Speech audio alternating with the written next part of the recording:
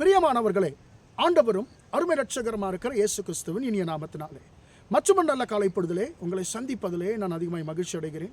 இந்த நாள் முழுவதுமாக நீங்கள் செய்கிற எல்லா காரியத்திலேயும் கர்த்தருடைய கரம் உங்களோடு கூட இருந்து உங்களை நடத்துவதாக.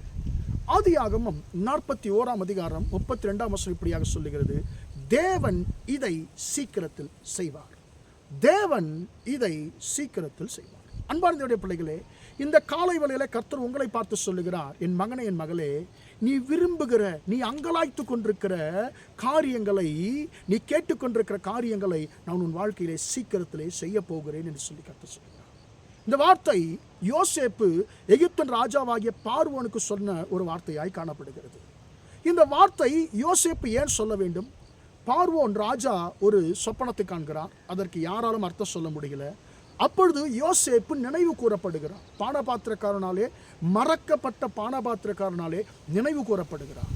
அப்பொழுது இந்த பிரச்சனைக்கு தீர்வு ஒரே ஒருத்தன் தான் கொடுக்க முடியும் ராஜா. அவன் யார் என்று சொன்னால் சிறையில் இருக்கிற யோசேப்பு. அன்பார்ந்தவருடைய பிள்ளைகளே, அந்த ராஜா யோசேப்பை அழைப்பிக்கிறார். யோசேப்பு அந்த விடியற்காலையிலே சூரியோதயத்தை, அந்த சூரியன் உதிக்கிறதை அவர் பார்க்கும் பொழுது கைதியாகத்தான் அவருடைய வாழ்க்கை அந்த நாளை தொடங்கி இருப்பார். இப்போ என்ன நடக்குது?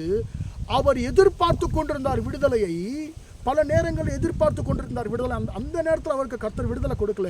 இனி என்னுடைய வாழ்க்கை அவ்வளவுதான் சொல்லி நினைத்து கொண்டிருக்கிற நேரத்தில், அன்பார்ந்த பிள்ளைகள், நினையாத நேரத்தில் அவருக்கு ராஜாவுக்கு ஒரு அழைப்பு வருகிறது.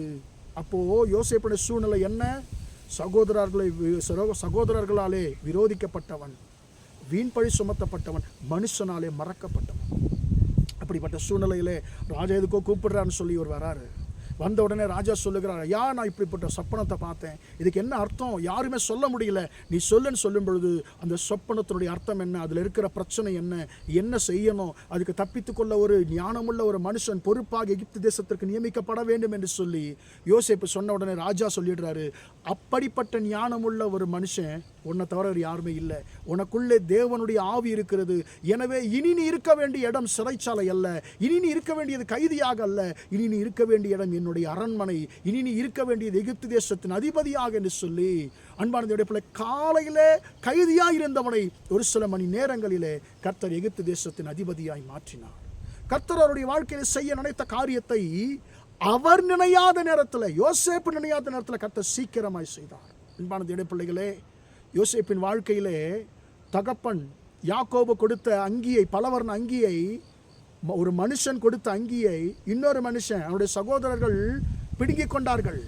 அது மனுஷனாலே கொடுக்கப்பட்ட ஆசீர்வாதம். ஆனால் கர்த்தர் பார்வோன் ராஜாவினாலே கொடுக்கப்பட்ட ராஜ வஸ்திரத்தை, வேறு வஸ்திரத்தை எந்த மனுஷனும் தொட முடியல. இது கர்த்தர் கொடுத்த ஆசீர்வாதம்.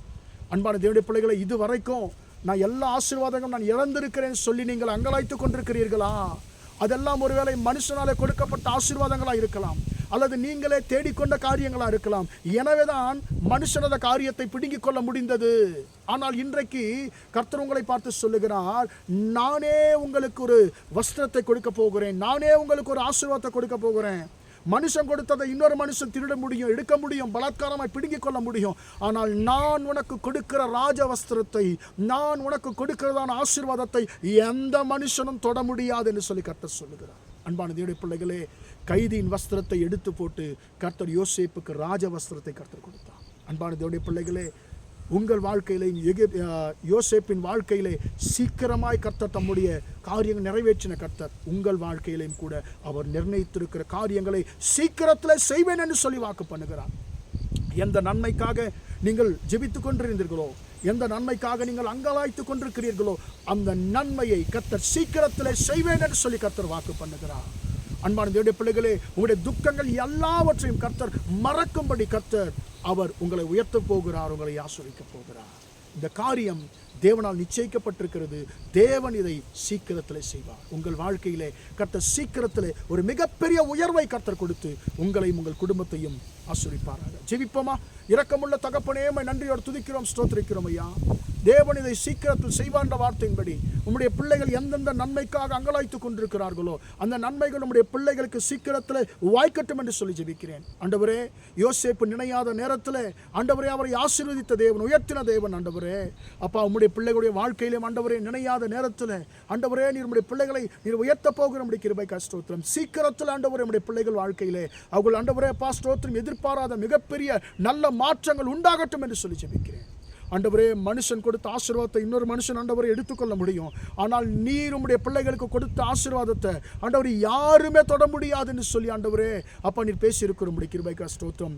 ஆண்டவர் அப்படி மனுஷனால தொட முடியாத உன்னதமான ஒரு இடத்திற்கு உம்முடைய பிள்ளைகளை கொண்டு போய் உம்முடைய பிள்ளைகளை ஆசீர்வதிக்கும்படியாக ஜெபிக்கிறேன். இந்த நாள் முழுவதுமாக உம்முடைய பிள்ளைகளோடு கூட ஆண்டவரே நீர் இருந்து ஆண்டவரே உம்முடைய பிள்ளைகள் செய்கிற எல்லா காரியத்திலையும் உம்முடைய ஆசீர்வாதத்தை கட்டளையிடும்படியாய் இயேசு நாமத்தில் ஒப்புக் கொடுத்து ஜெபிக்கிறேன் ஜீவனுள்ள நல்ல பிதாவே. ஆமென் ஆமென். பிரியமானவர்களே, கர்த்தர் உங்களை ஆசீர்வதிப்பாராக. Praise the Lord, praise the Lord.